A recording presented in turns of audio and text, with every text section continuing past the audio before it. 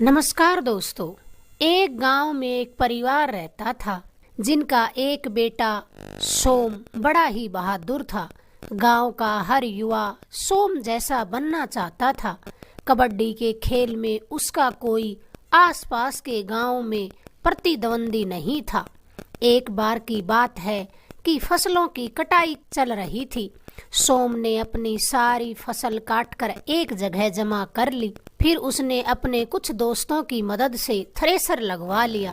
रात का समय था, अनाज खेतों में पड़ा था, तो सोम को खेतों में अनाज के पास सोना पड़ा। इससे पहले भी सोम कई बार खेतों में अकेला सो चुका था।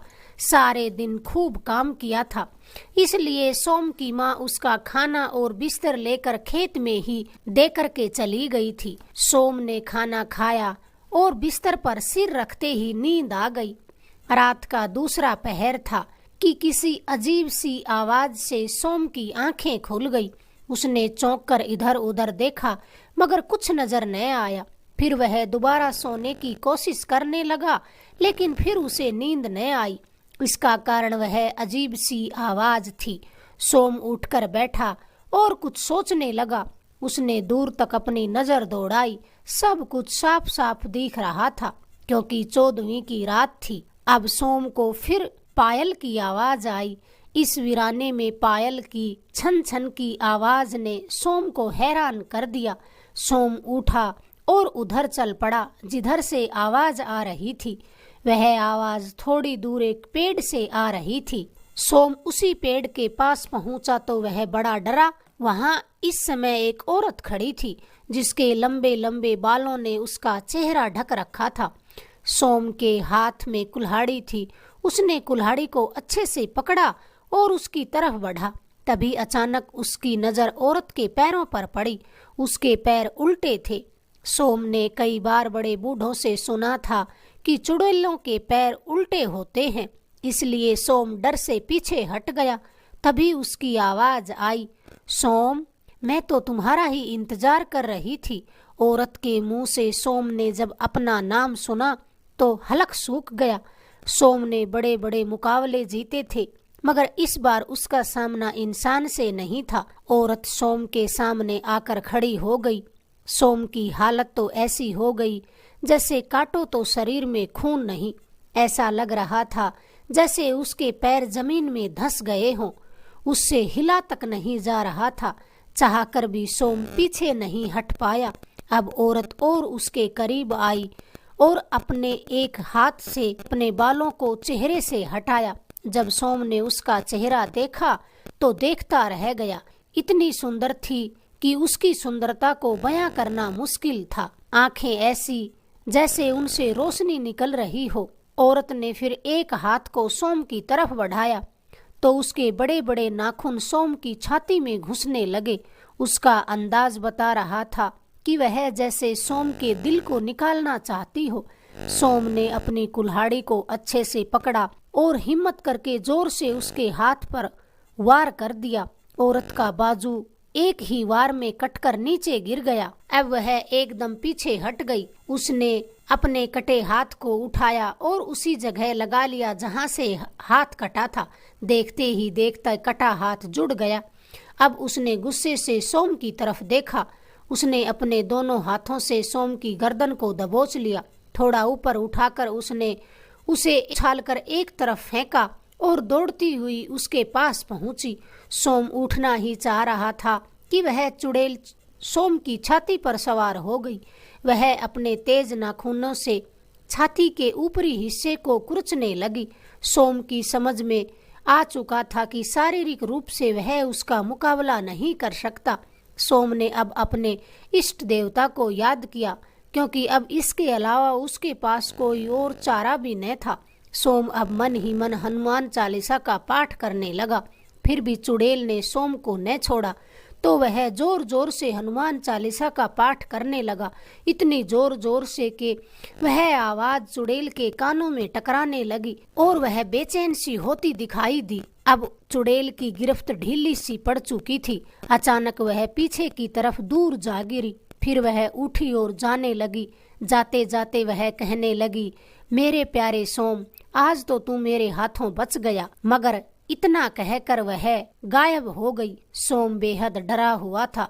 कुछ समय तक उसने अपने आप को संभाला, फिर उठा और घर जाने की राह ली। गिरते पड़ते घर पहुंचा। छाती से खून निकल रहा था तो उसे देखकर घर वाले परेशान हो उठे। पूछा, क्या हुआ है? इस समय तुम्हें अनाज के पास होना चाहिए था। घर वालों ने खूब पूछा कि सच सच बताओ, क्या बात हुई है।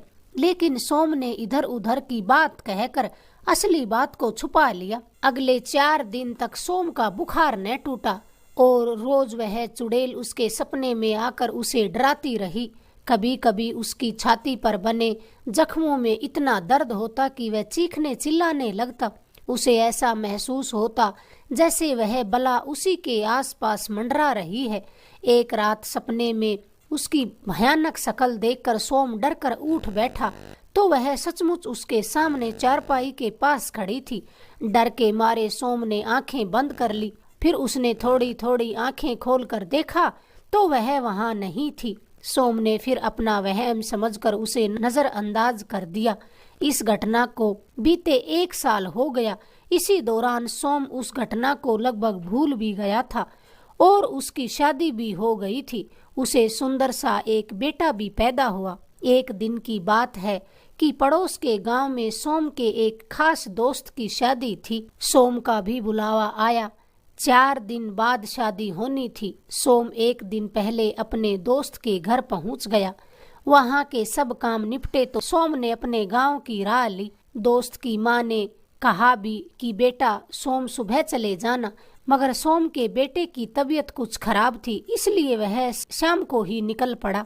धीरे धीरे अंधेरा फैलने लगा। सोम ने अपनी चाल को थोड़ा तेज किया। फिर गांव से थोड़ी दूर पर सोम ने ऐसा महसूस किया कि कोई और भी है जो उसके पीछे पीछे चला आ रहा है।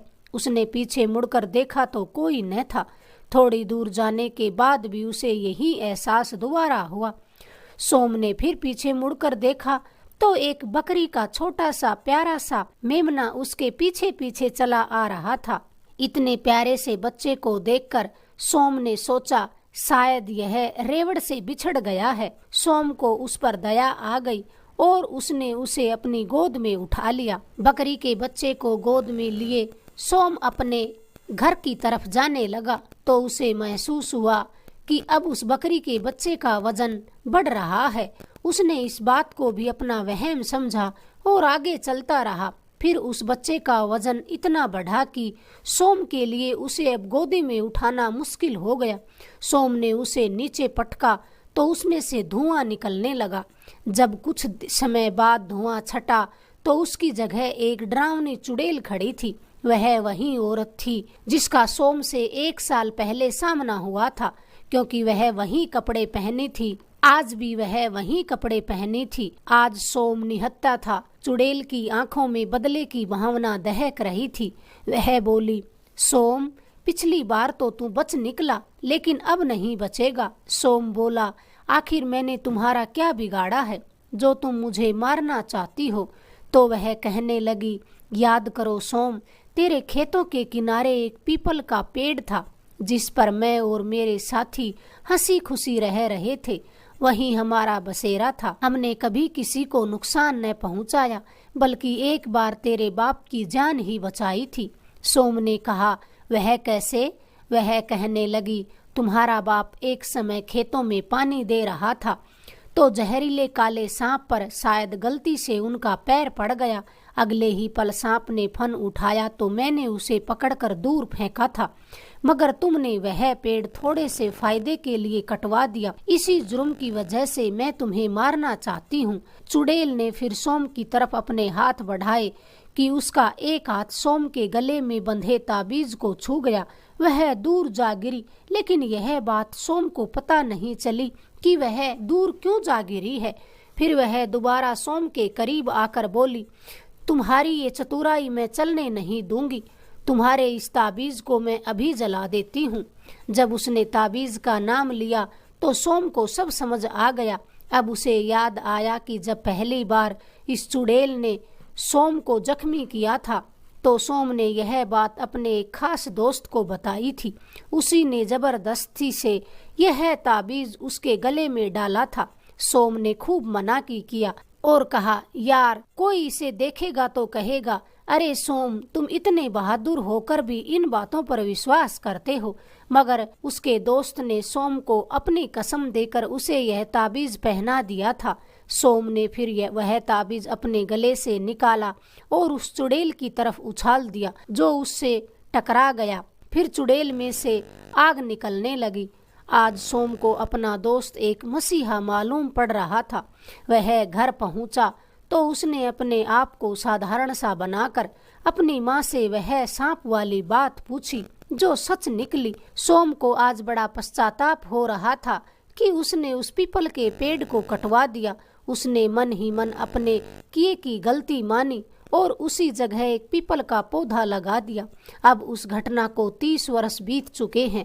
पीपल का वह पौधा हरा भरा पेड़ बन गया है, जिसे देखकर सोम को बड़ी खुशी मिलती है। अगर आपको हमारी ये कहानी पसंद आई, प्लीज हमारे चैनल को लाइक करें, शेयर करें, सब्सक्राइब करें। धन्यवाद दोस्तों।